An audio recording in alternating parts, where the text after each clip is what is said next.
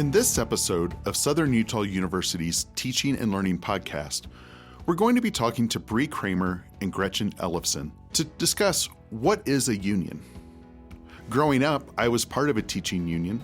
My mom was an educator, and when I became an educator, I joined the local teaching union as well. AFT, or the American Federation of Teachers, is new at SUU, and there are many questions about what is AFT and how can a union benefit a faculty member or a staff member. We're also going to take a moment and discuss how a union can improve the academic experience of our students. Join us now as we delve further into the topic of what is a teaching union. Welcome back to another episode of SUU's Center for Teaching Innovations Teaching and Learning podcast. Today, I'm here with two SUU faculty members to talk about the American Federation of Teachers, or AFT. Would you like to introduce yourselves? Yeah, I'm Brianne Kramer, and I'm the current SUU AFT president, and I'm an associate professor here at SUU. I'm Gretchen Ellefson, and I'm the vice president of the SUU chapter of AFT, and I teach philosophy here at SUU. Great. Thank you both for coming here. I'm, for all transparency's sake, I'm a union member myself. Mm-hmm. I grew up in a state where we had three different unions you chose from. You could be a member of AFT. We had the Missouri National Education Association. We had the Missouri State Teachers Association. Mm-hmm. And when you went into K-12 education, you picked which one you're going to be a member of and were a member there. So I know sometimes people view unions as a bad word. I don't. I guess one question I have for you all is, when you hear people say union's a bad word, how do you argue that? How do you help them understand union is not a bad thing? I would think that they've never been represented by a union before, or maybe haven't had a good representation by their union. You know, like you mentioned, I come from Ohio originally, and Ohio is a unionized state as well. Not a right-to-work state, unionized state for now. And it's really important that people have the right to be in a union, the right to representation, the right to be with like-minded people who still may differ in some respects as to what they think on certain issues. That's certainly present in unions today. It's not groupthink. Not everybody, it's not an echo chamber. We don't all think exactly the same thing. I think that's one misnomer about unions as well. And I think it's important to know that you can also be as engaged as you would like to be in the union. So if you really want to be, an active member and attend meetings and attend trainings and, work towards leadership or do certain jobs in the union, you can do that. And if you just want to pay your dues and know that the union's there if you need it, that's okay too.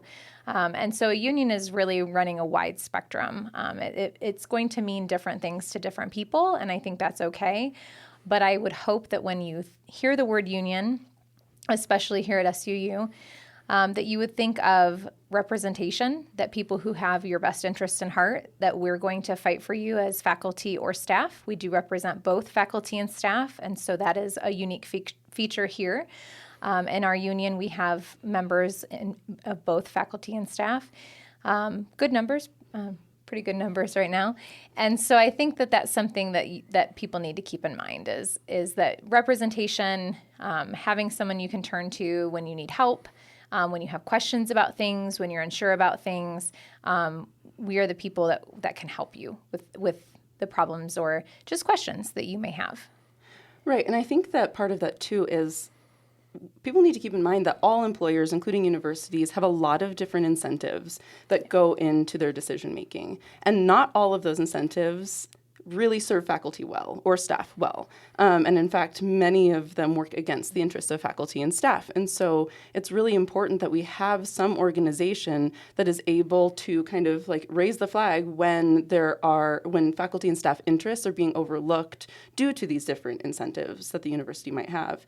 And so that's where this representation becomes really important is, we're not trying to make trouble for anybody. What we're trying to do is make sure that faculty and staff interests are represented even when the university is not really, that's not really where the incentives are pushing them to be paying attention. Yeah, and I've also heard, some pushback, maybe not to the union piece, but from both faculty and staff who say, well, we have faculty senate, we have staff association, so how's the union really different from those two organizations that are already established on campus? That was my next question, so thank you. So we're really actually very different because we are not beholden to the institution. We are our own entity. We're AFT, we are separate from SUU. We don't have administrators in our union ranks. We don't represent administrators. Administrators are not present in our meetings as they can be sometimes at Faculty Senate or perhaps Staff Association. And I think one of the biggest things that separates us from both is that we have both faculty and staff present. And I think that creates a very unique perspective and unique environment that can't be replicated in either one of those spaces.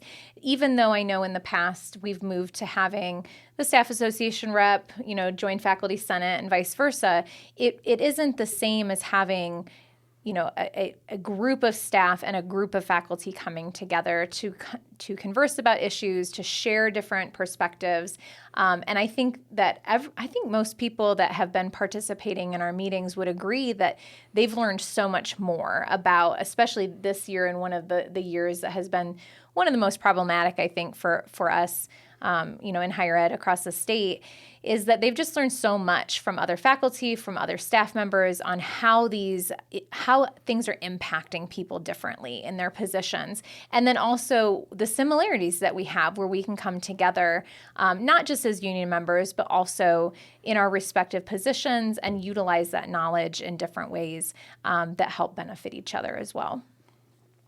Yeah, I think that's absolutely right. And I think that this issue of, we are not a university organization. We're not representing the university. We're representing faculty and staff at the university. So we're not part of the university structure at all, which means that, if faculty senate or staff association is told by administration, sorry, this thing that you are interested in can't happen, there's nowhere to go from there. With the union, it's not as though we're going to get everything we want. Of course, right, we don't expect to. But if the provost comes in, the president comes in and is like, this isn't a route of discussion, well, we can still discuss it because it's still something that matters to us as faculty and staff. So I think that that's something that we are able to do. We're able to kind of continue the conversation in ways that faculty senate and staff association may or may not be able to. And push in different ways that they may not be able to as well. Right. So I want to ask the question I'm going to ask the question. How does a union impact teaching and learning at an institution? And again, I grew up with family that were in the teaching union in Missouri. I was part of one when I taught K-12. So I kind of have my view on it, but I'm curious to hear your all's view on how does a union impact teaching and learning? So one thing to say, there's this slogan that I've heard a little bit in kind of the higher education and probably generally education labor movement, that faculty working conditions are student learning conditions. So if faculty don't have good working conditions, then that's just not a good situation for students. If faculty are overworked, that means that students' quality of learning suffers. If faculty are underpaid and have to, take on extra overloads or maybe even take on extra jobs, that means that they can't put the time into their work that they otherwise would be able to if they were paid adequately, given the right working conditions, all those sorts of things. So the union, one of our jobs is to advocate for those sorts of things, pay, workload, all those sorts of things. That's just one area that we advocate for, but that is one of the things that's really important to us. And that's something that I think you can see really direct effects in the classroom. And it's not just advocating at the university level. Yeah. AFT advocates at the state level, the federal level. Yeah. Mm-hmm. So I think that's important to remember, that it's not just this, we're going to go tell President Benson or whoever you need to pay more. Right. It's going to your state legislatures. It's going to the federal government and saying, these are the conditions that need to be fixed. Absolutely. Yeah. Well, and I think that piece is really important. You asked about teaching and learning. It's really education in general.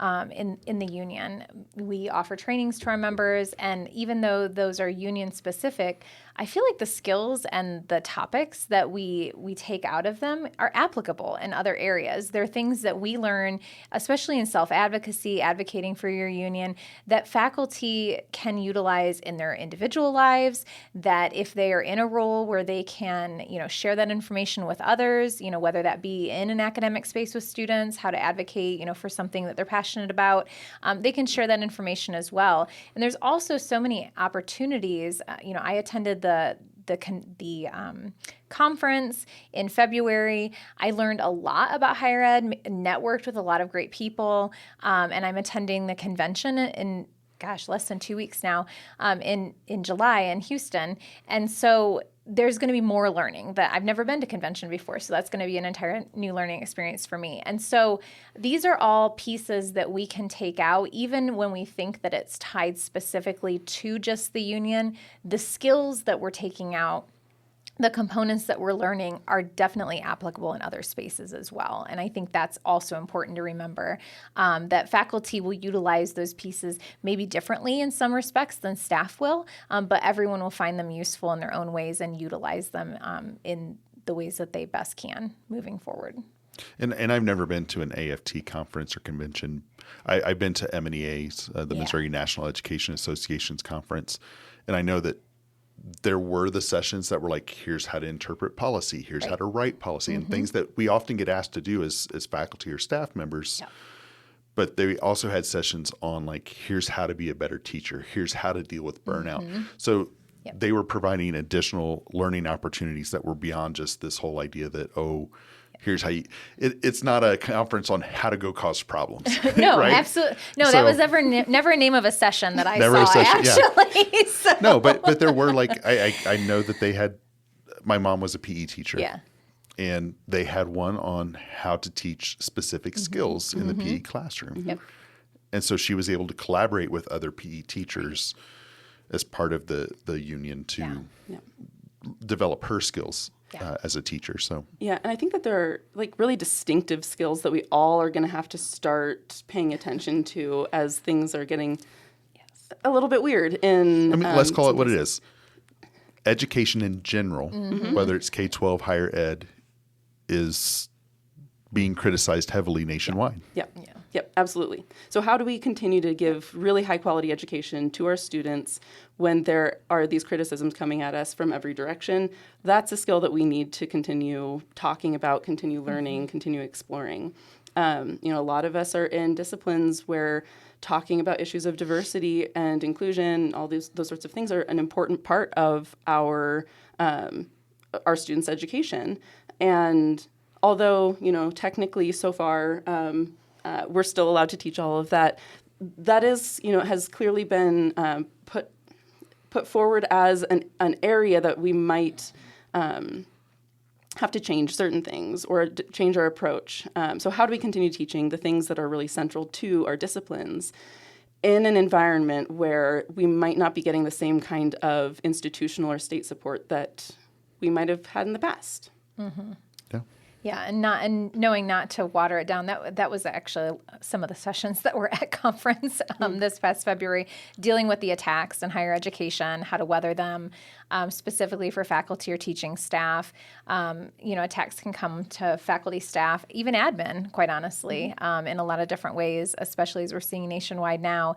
And so as faculty and teaching staff start to prepare for, back to the academic year, really not watering things down, really making sure that you understand that you have academic freedom, like what that means. A lot of things that we're going to be doing in the next upcoming academic year will be hinging upon the ideas of academic freedom and what that means and how that differs from individual free speech and all of those nuanced pieces that maybe people don't quite understand because they're nebulous concepts sometimes, honestly. Even when you read policy, sometimes we still have questions, even though it's in black and white. And so I think that that's really kind of like what Gretchen is saying. I think that that's really kind of going to be a key thing that we need to do moving forward. But a lot of other places have started moving on this, especially in conferences and such, tailored specifically to union members. You talk about this next year in the academic freedom, free speech conversations we're going to have. What do you say to the faculty member who's saying, I'm going to need to pull back because I'm worried I'm going to get attacked? How can the union help with that situation? I would first say, join the union if you're not already a member. We are open to all faculty and staff. So that would be my first step. The second would be to not do that. Don't pull back. Don't water down. What we're really seeing nationwide is this chilling effect, as it's kind of been coined. And that's, this is my opinion, but what I really think has been kind of more burdensome and troublesome is the legislation itself was one piece, right? We're all dealing with the effects of that. But it's all of these nuanced pieces that no one really seems to have an answer for. There really isn't an answer for some of these things. And so that's really going to make a lot of people pull back and say, well, maybe I don't want to do X, Y, Z in my curriculum. I would avoid doing that. We have academic freedom. Our previous provost, John Anderson, has made that very clear to us. It's enshrined in our policy here at SUU. So it's in black and white if you want to read it. And so I think that really would be, if you're having that idea, just don't do it. Join the union, don't do it. I understand the concerns. I'm not immune to those concerns of others. I understand that there are, self-preservation is a real thing. Right? Like that's definitely something that needs to be said. And so that there may be some individuals that may feel more vulnerable than others. If I was a faculty member of color, if I was an LGBTQ plus faculty member, I may be feeling a little bit more vulnerable than my white heteronormative colleagues, right? So I understand those pieces. And so I think that's where the union can come in with some conversation pieces. So I would say don't, but if there's still some faculty who are like, I really do think I need to do this for these reasons, I think that's something that we in the union can really help talk through. We've looked at faculty syllabi, we've looked at faculty courses, and we've had these conversations with a wide variety of people. And so it's not us making the decision for you. We're never going to do that for you. Like that's not what a union does. Well, I mean, it goes back, they have academic freedom. Absolutely. So ultimately, if they want to, they can, right? Right. But we may be able to answer some of those questions, the what if questions that a lot of people have. We have access to a legal team. We can run those questions by them. And so I think that's really what faculty need to know is like join your union so you have protection. Mm-hmm. And then, if you're still having some concerns, if you're like, I'm going to do it anyways, great, don't water it down. But if you still have some concerns, that might be, a conversation that we can all have together.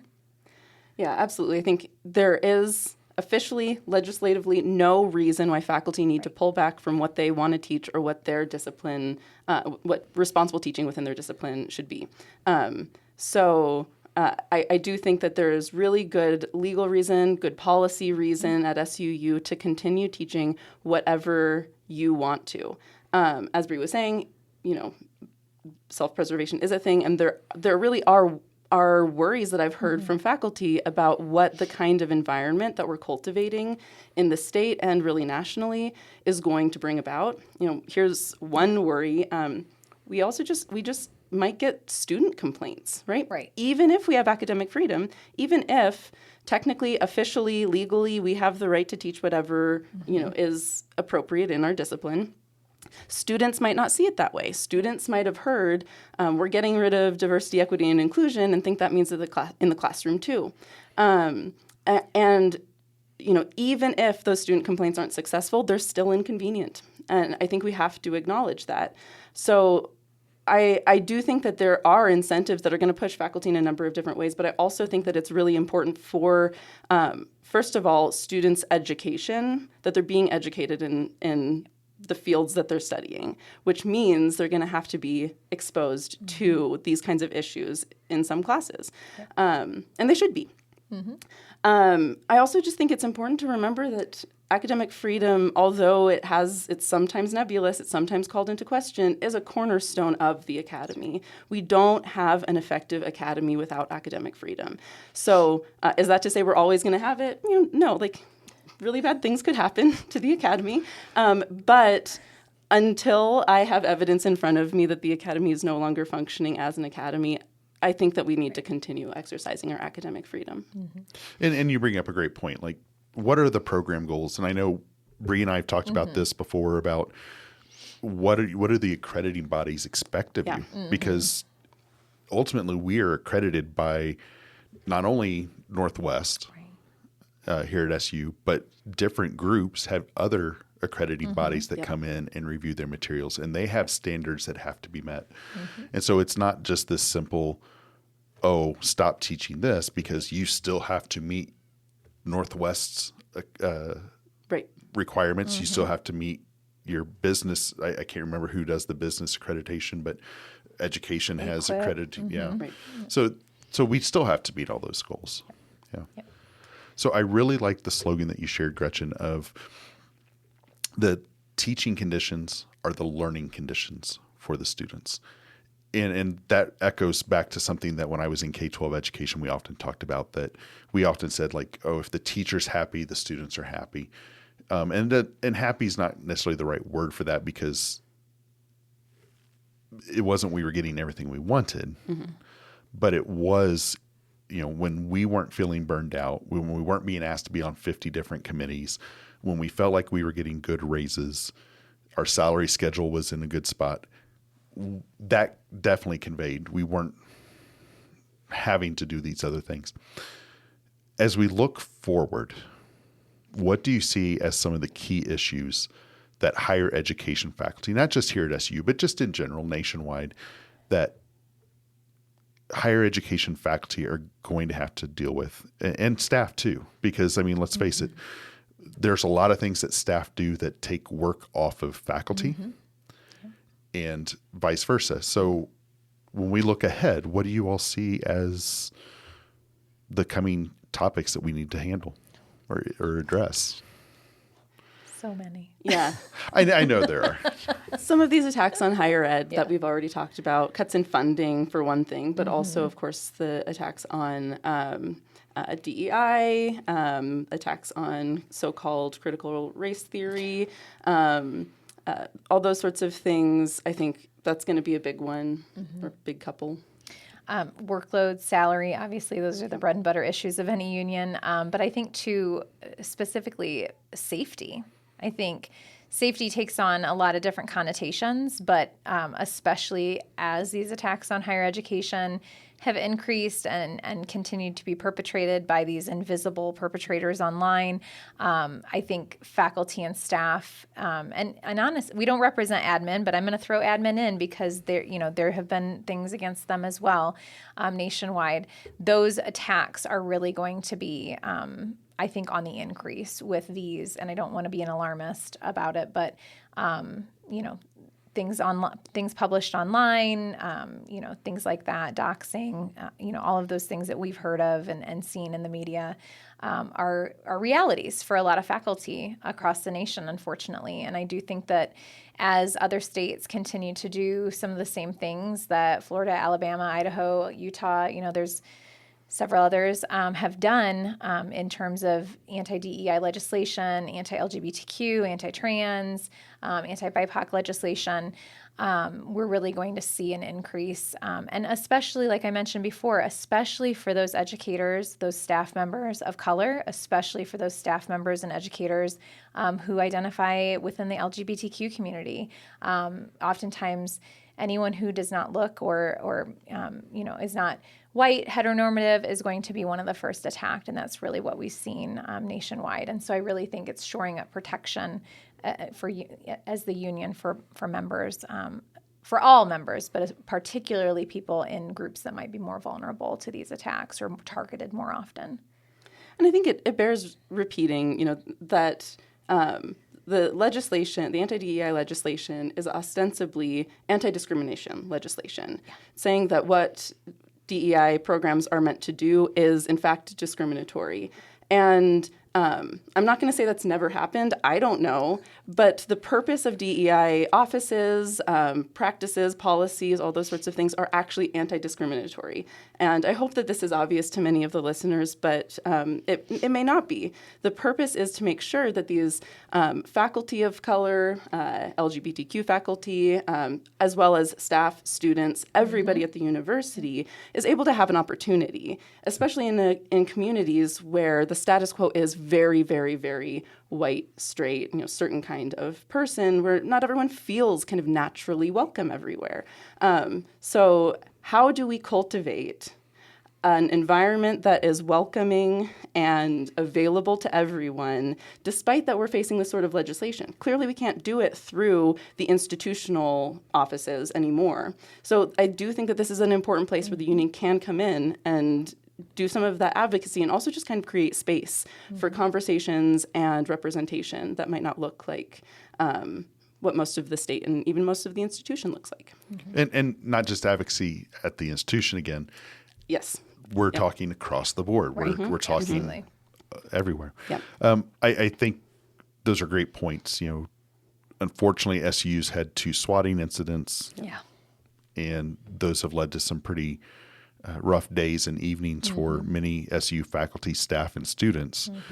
So I don't think, when you brought up the whole being prepared for emergencies, things like that, it is something that we live with now. Yeah. And we do need to take steps. And I know the union has resources that can help us, as well as Chief Mendina here at SUU can help. He came in and talked with our building about how to properly be safe and everything. Well, and I think that's the key. Like when we're talking about these issues, especially when it comes to salary, workload, safety, some of the things that have affected faculty and staff here and students here at SUU, the union has been involved in these conversations. The union has talked to the people that, we were in the training with Chief Medina. We had shared concerns that our members brought forth that may or may not have been shared in other avenues or other spaces.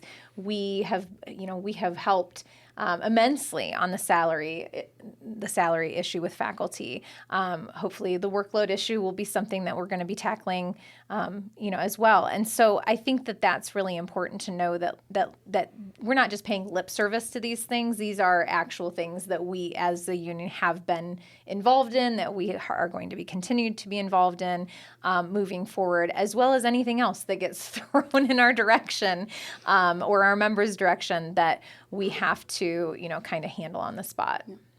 I think one other thing to point to in terms of what unions across the country are going to have to be dealing with is in this environment, sorry, this is a little bit of a pivot, in this environment where it's not clear how much we're all on the same page about what's allowed, whether students, faculty, staff, administrators are all on the same page about what's legal. I referred earlier to maybe students are going to be complaining more often.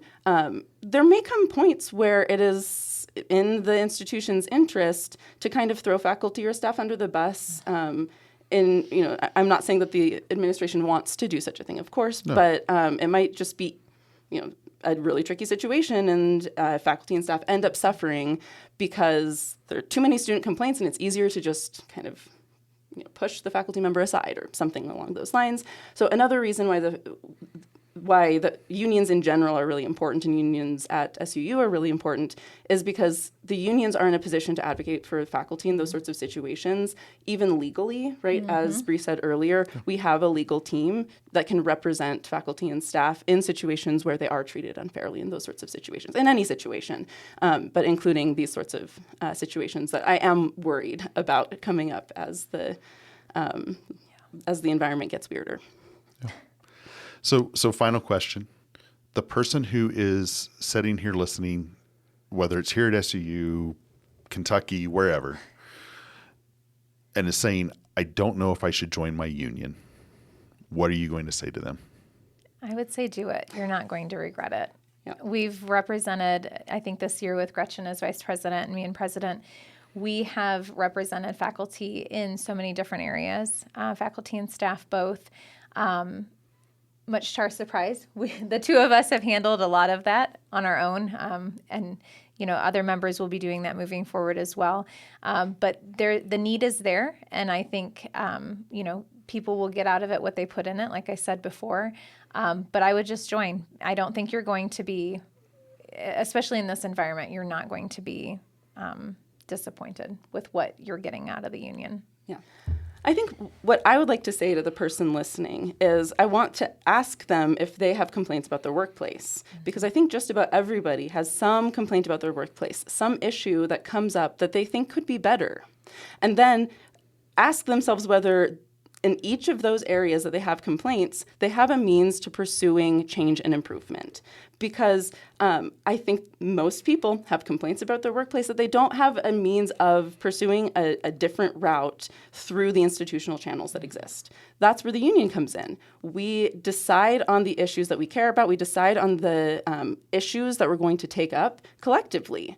What are our issues as a union? They are the issues that members bring to the union. So if you have issues that you would like to see change in, join a union and bring those issues to your union, and that's going to be a means of pursuing change outside of the institutional channels that already exist in new ways that you might not be able to have access to otherwise. So I think that's one of the really powerful things that we lose track of is, no, the union is just doing what you want them to do. That's the point of the union. It's there to work for you.